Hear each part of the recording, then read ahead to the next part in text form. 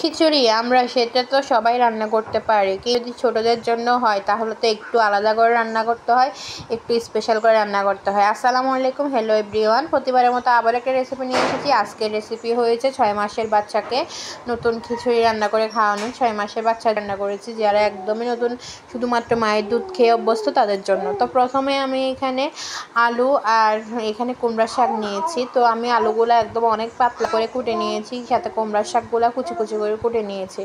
এরপর নিয়েছি মুসুর ডাল আর নিয়েছি চিনি গুঁড়া চাল, এক মুঠ করে নিয়েছি।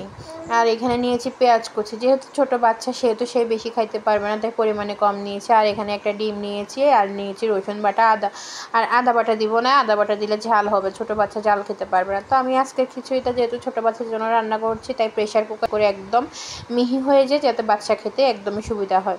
তো প্রেশার কুকার চুলায় বসিয়ে দিয়েছি এবং পরিমাণ মতো রান্নার রেগুলার তেল দিয়ে দিয়েছি। এখানে একটা বড় সাইজের পেঁয়াজ কুচি দিয়ে দিয়েছি।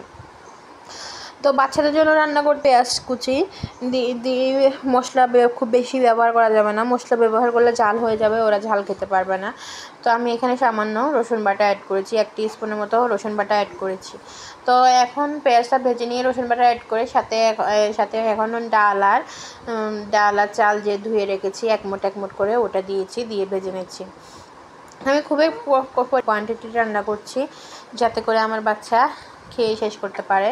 কিন্তু আমি যতটুকু রান্না করেছি আমার বাচ্চা 6 দিনও খেয়ে শেষ করতে পারে না, এতটুকু পরিমাণে এত রান্না হয়ে গিয়েছে।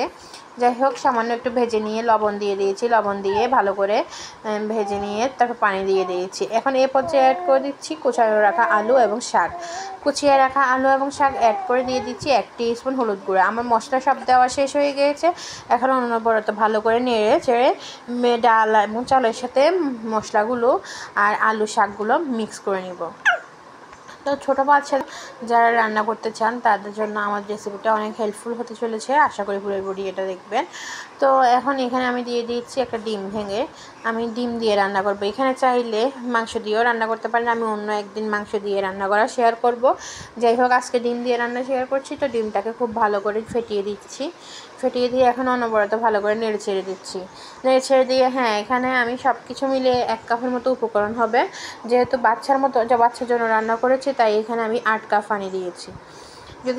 যদি এটা বড়রাও খেতে পারবে, তবে বড়রা খাইলে বড়দের জন্য আলাদা আরও মশলার প্রয়োজন হয়, কিন্তু এটাও খাইতে পারবে। তবে সেক্ষেত্রে বড়রা যদি চায় একটু শক্ত করে পানির পরিমাণটা কমিয়ে 4 কাপ বা 5 কাপ দিলে হবে। কিন্তু আমি বাচ্চার জন্য একদম নরম করে রান্না করবো, একদমই পাতলা করে, তাই এখানে 8 কাপ পানি অ্যাড করেছি। তো 8 কাপ পানি অ্যাড করে ভালো করে অনবরত নিয়েছে মিক্স করে দিয়ে এবার আমার প্রেশার কুকারের ঢাকনা লাগানোর ফালা। তো ভালো করে আমার চ্যানেলে অনেক রেসিপি আছে, ছোটো থেকে বড় সবার রেসিপি আছে। যেহেতু আমার ছোটো বাচ্চা আছে, ছোটো বাচ্চাকে আমি কী খাওয়াবো আপনাদের সাথে আস্তে আস্তে শেয়ার করতে থাকবো। তো আমার চ্যানেলটা সাবস্ক্রাইব করে রাখতে পারেন, আপনাদের উপকারে আসতে পারে। ছোটো বাচ্চার খাওয়ানোর জন্য আমি বিভিন্ন রেসিপি তৈরি করে রাখবো। তারপরে আবার ভালো করে অনবরত নেড়ে ছেড়ে দিয়েছি। এখন ঢাকনা দিয়ে দিব। ঢাকনা দিয়ে দেওয়ার ফলে প্রেশার কুকারে ঢাকনা লাগিয়ে নিচ্ছি। প্রেশার কুকারে 8টা সিটি দিয়ে নিয়েছি একদম হাই হিটে। আমার হাতে খুব বেশি সময় ছিল না, তাই আমি কম সময়ের জন্য যেন তাড়াতাড়ি রান্না হয়ে যায়, তাই আমি 8টা সিটি দেওয়ার জন্য ব্যবহার করেছি। তো 8টা সিটি দেওয়া হয়েছে। প্রথমে আমি 6টা সিটি দিয়েছিলাম, কিন্তু 6টা সিটি দেওয়ার পরে দেখি যে একটু হয়ে গেছে। তো আমি লাস্টে একটু ভাবলাম যে জিরা গুঁড়া তো ঝাল হবে না, জিরা গুঁড়া একটু অ্যাড করি। তো লাস্টে একটু জিরা গুঁড়া অ্যাড করে আরও 2টা সিটি দিয়ে নিয়েছি। 2টা সিটি নিয়ে এখন একদম রেডি হয়ে গিয়েছে আমার বাচ্চার জন্য, 6 মাসের বেবির জন্য একদম নরম পাতলা লেটকা খিচুড়ি। তো এই শুধু যে বাচ্চা খেতে পারবে তা কিন্তু না, বড়রাও খেতে পারবে, কিন্তু এটা স্পেশালি বাচ্চাদের জন্য তৈরি।